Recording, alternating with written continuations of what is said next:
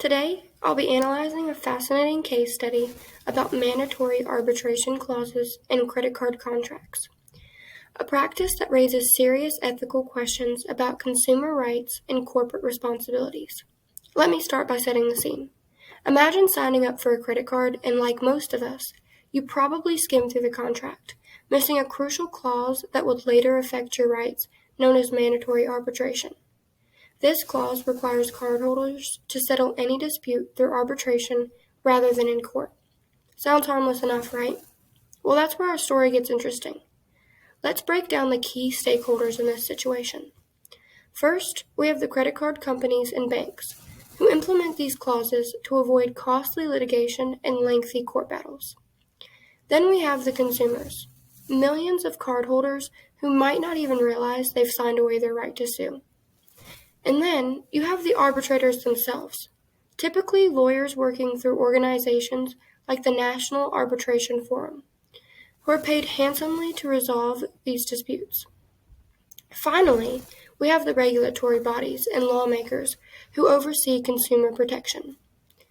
The dilemma here centers on two competing solutions.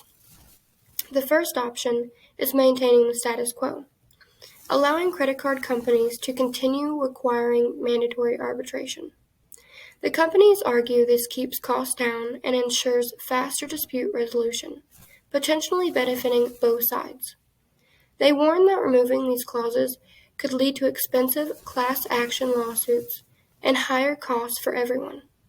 The second option is banning mandatory arbitration clauses, as proposed in Congress.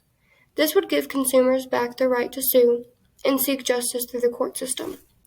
While this might lead to longer resolution times and higher costs for credit card companies, it addresses a troubling statistics.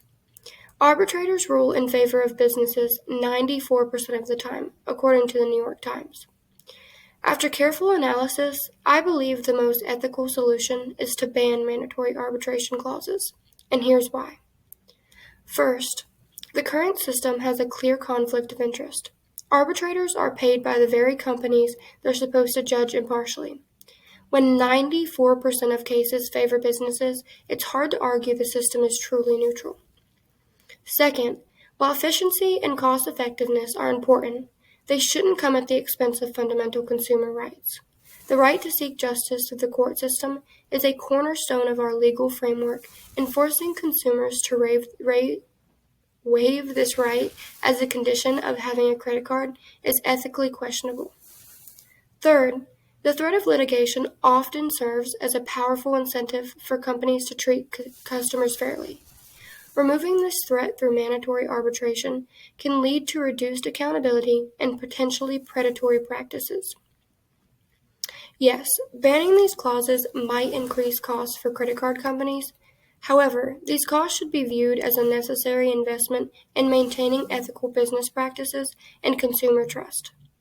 Companies could offset these costs through improved customer service and dispute resolution practices that reduce the likelihood of conflicts in the first place.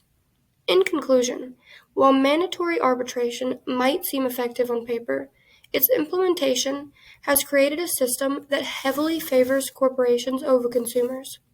The most ethical path forward is to ban these clauses, restore consumer rights, and challenge credit card companies to find fair and transparent ways to resolve disputes. Sometimes doing what right isn't the cheapest or easiest option, but it's essential for maintaining trust and fairness in our financial system. Thank you for your attention.